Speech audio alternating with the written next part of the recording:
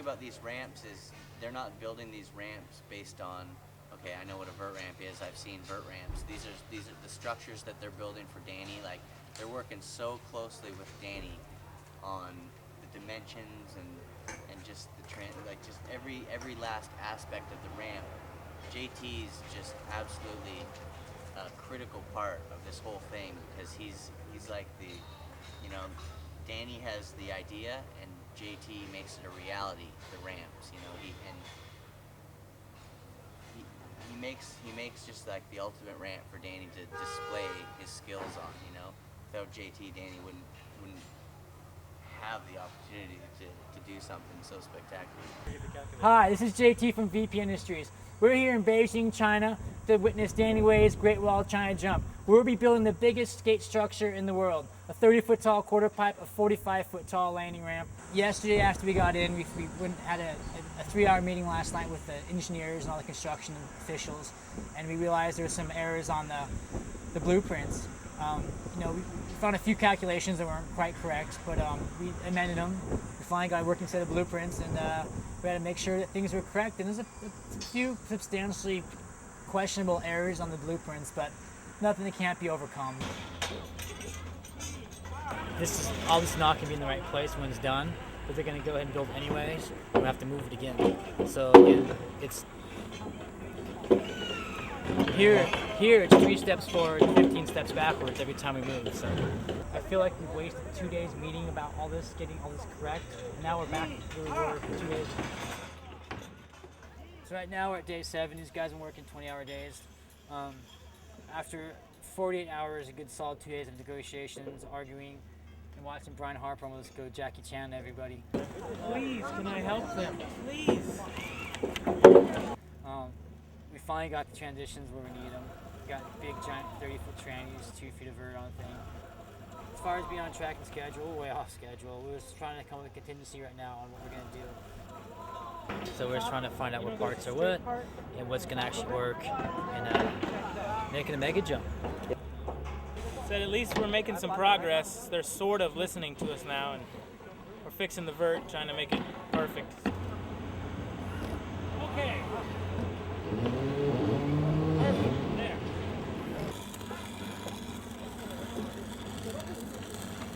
Woo! I cannot believe what we're watching right now. They're gonna move the ramp again. Unbelievable. We showed them how to set the screws with the hammer so they come back and drop them very efficiently with the screw gun. But now they are officially using hammers to just drive the screws in like nails. Pretty funny though. They saw us coming, they pointed to us, and also they got the screw guns back out.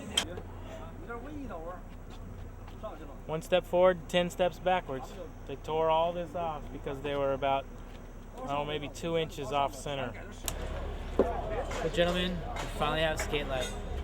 I was stuck in customs for 2 months, but $11,000 US later, it has arrived. Never thought I'd be so happy to see skate light. I'm happy too. We got almost our first layer on and skate light on this whole entire thing almost. I mean, it's getting closer every minute, so that's good. They actually did really well. Came up with this window washing system. And then Danny Wei and the posse showed up, Quicksilver and DC. So we had to give the 5-cent tour of what the structure is. It's a good thing. First thing off the bat, Dan looks at me, looks at the ramp, and goes, "That's a skateboard ramp." All right, got myself into another mess once again.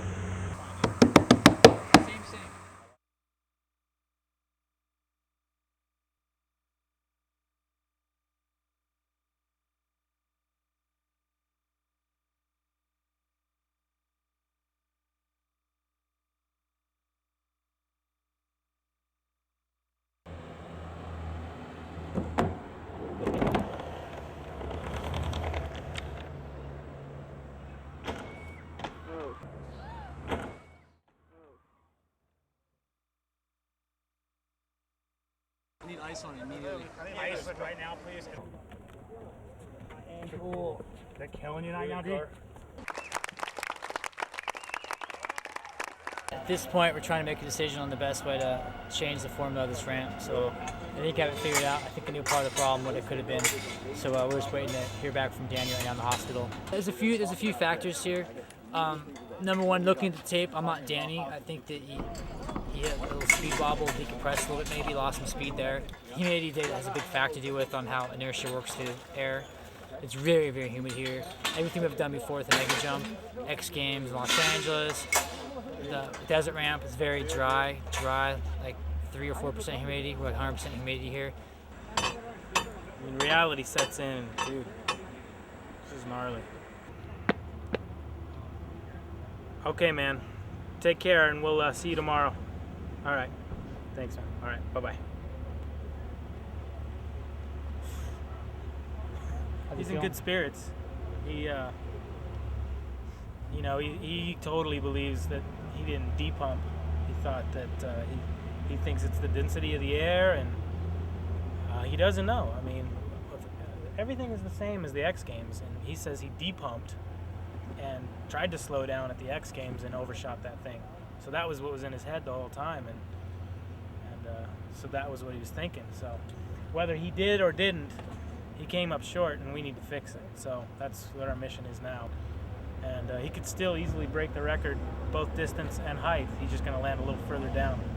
So he's in good spirits. He said they'd have to take his leg off at this point for him not to jump that thing again. Yes! Come on, man.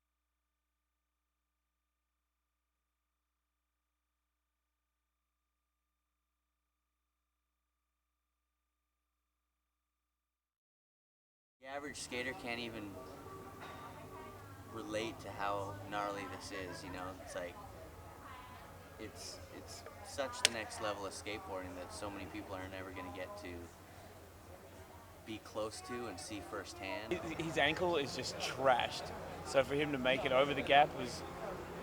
But the real thing, dude, is when he landed it and went down that thing into the quarter pipe. That's ridiculous, dude. It's ridiculous. I don't know how you stand up. I don't know. The first one, he wobbled like, God. And then to just do it again after that wobble, like, shit, you could die. You could die so easily doing that wobble crap right before you take off a quarter pipe. And this is like 25-foot high air. He looked like a bee flying around. The fact that he rolled in and jumped this thing and then like did this air and bailed, that air was the highest anyone has ever in the history of the planet has been on a skateboard. Like, that was a solid 24 feet. And it's like every kid's gonna be able to see someone or their favorite pro do a kickflip somewhere along the line. And this is like just the next level. You know, this is skateboarding to the nth degree. It's the most awesome ramp ever constructed. Doing a backset air on it, like just from not jumping over the gap, obviously, because I didn't do that, but like pumping in as hard as I can and doing a backset air is the most fun backset air I've ever done in my life. JT and Brian are, what is it? They're like the secret legends, because it's like nobody really cares, or nobody gives them their own signature T-shirt. But let's face it, man, if they weren't around, we'd be riding some rowdy piece of crap. I love it. I don't want to ride any other ramps. Just mega ramp. I'm a mega ramp skateboarder. That's it. It's a dream come true, man. It's so awesome. You know, when we came out here, I didn't really think about the humidity and the air density and how much water was in there. It's been raining. You know, I went down that roll in the first time, and with the amount of speed I had versus the height, I was a little bit, you know, shocked when I came down the bottom of it to go, whoa, I didn't think I was going as fast as I should have been, and that's when I came up short, hurt my ankle, and I didn't walk away unscathed. Those guys are really tired and burned out. I am too, you know. I got a blown out ankle, but I'm sure that, you know, JT and Brian and Utah out there sweating bullets in the sun and, you know, dealing with the frustrations of no communication with the language barrier and, you know, ramp designs, you know, not going the exact to the blueprints and, but we still managed to make it happen. You know, just all kinds of things went in a different direction they originally were planned, and you know, I can honestly say that you know, these guys were there. You know, they bent over backwards for this to happen, and I felt like I had to do the same to meet them. You know, I had to meet them at least halfway, and you know, it's a group effort. You know, it takes a team. You know, jumping the ramp is I feel, you know, that puts the icing on the cake, but you know, it really takes an equal skill set from everybody. You know, not just the skill set, you know, of riding a skateboard, but it takes a skill set from every piece of this puzzle's got to match to be able to make it succeed at that level, and I felt that's what we achieved.